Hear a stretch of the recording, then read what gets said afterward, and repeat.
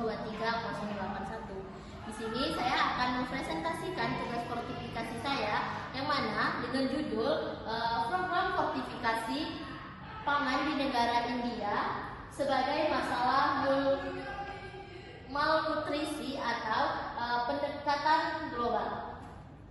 Dengan dosen pengampu Ibu Selvi Leila Rahmi, STP MSc.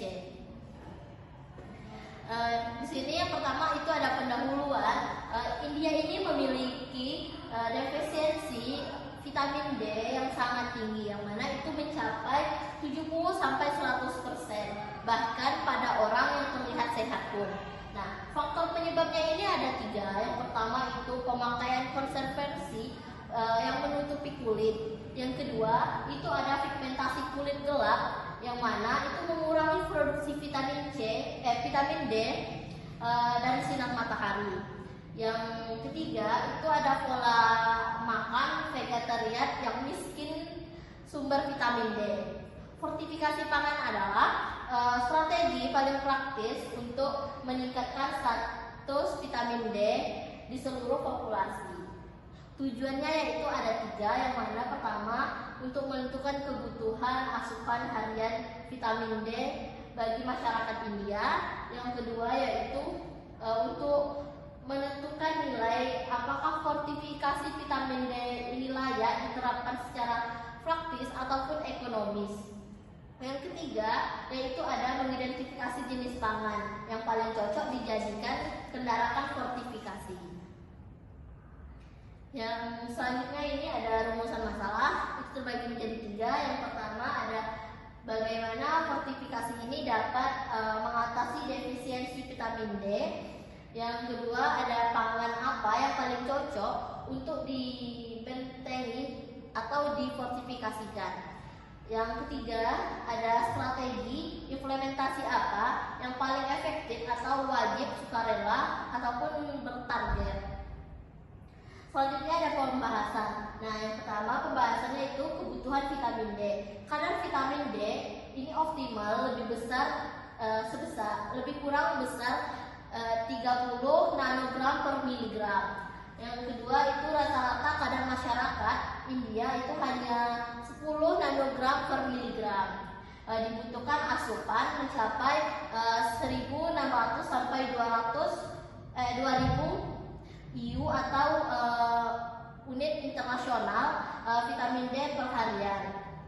Untuk mencapai angka tersebut, itu fortifikasi harus berskala besar ataupun agresif. Selanjutnya ada pendarakan pangan ataupun makan pokok, itu terbagi menjadi 3. Yang pertama ada capati ataupun tepung gandum. Yang kedua ada maida ataupun tepung serbaguna, dan beras dan tepung beras. Nah, yang pertama itu ada tepung gandum, yang mana ini dikonsumsi lebih dari 60% penduduk India. Selanjutnya itu stabil dan cocok dijadikan sebagai kendaraan fortifikasi. Yang kedua itu ada tepung serbaguna. Nah, tepung serbaguna ini banyak dipakai di berbagai produk. Yang ketiga itu ada beras ataupun tepung beras, yang mana ini sangat umum di negara India Selatan. Tetapi tantangannya adalah beras ini dicuci sebelum masak, sehingga dapat mengurangi nutrisinya ataupun sebagian dari nutrisinya itu bisa hilang.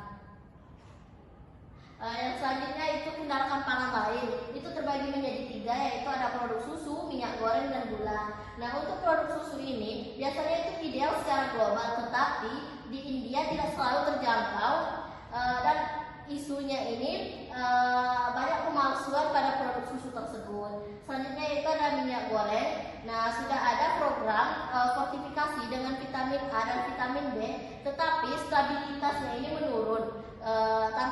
Tantangannya mengapa stabilitas ini menurun pada saat pemanasan. Selanjutnya itu ada gula. Tantangannya pada kristal besar yang membuat vitamin D ini bisa mengendap. Selanjutnya yaitu strategi implementasi. Ini terbagi menjadi 3, yaitu ada fortifikasi wajib, fortifikasi bertarget dan fortifikasi sukarela. Nah, fortifikasi wajib ini efektif karena ini merata ke seluruh populasi. Nah, sedangkan fortifikasi bertarget ini lebih fokus kepada kelompok resiko ataupun seperti anak-anak. Sedangkan fortifikasi sukarela ini biasanya dilakukan oleh produsen dan cocok sebagai langkah awal. Selanjutnya kesimpulan, dapat disimpulkan bahwa fortifikasi vitamin D ini sangat penting untuk mengatasi defisiensi massal di negara India. Nah, contoh produknya ini tepung terigu dan tepung gandum dan tepung beras ini adalah kendaraan pangan yang paling strategis dijadikan sebagai produk fortifikasi. Dalam program ini harus didukung kebijakan pemerintah dan siap diindustrikan. Baik, mungkin itu saja presentasi dari saya. Saya akhiri. Wassalamualaikum warahmatullahi wabarakatuh.